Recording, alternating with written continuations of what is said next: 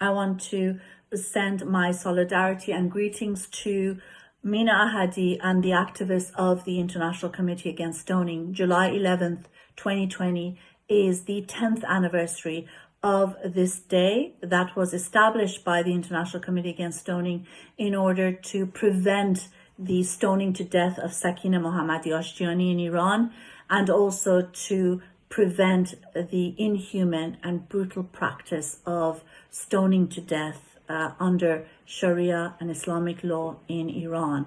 And what we saw as a result of this campaign that was able to mobilize tens of thousands of people across the globe, there was one day of protest which took place in 100 cities across the globe.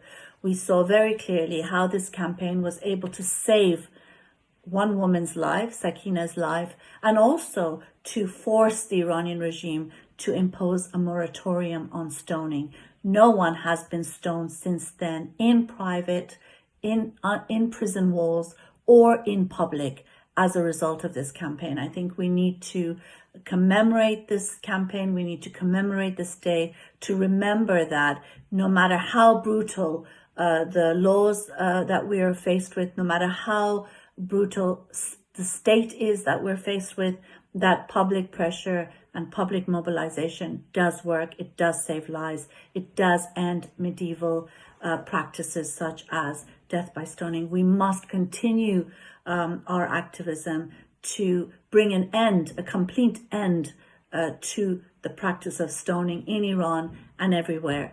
Legally, it has to. It's not enough that there's a moratorium. There has to be an end to death penalty via stoning, but also an end to the death penalty everywhere as a inhuman and criminal, really, so-called form of punishment that really has no place in the 21st century. So my solidarity and love and support to Mina Ahadi and the International Committee Against Stoning and all the wonderful activists who throughout these years have fought for such an important gain. It's really a time to celebrate, but also a time to continue the important work against the death penalty, especially at a time when so many of our loved ones are facing the death penalty in Iran and elsewhere. Thank you.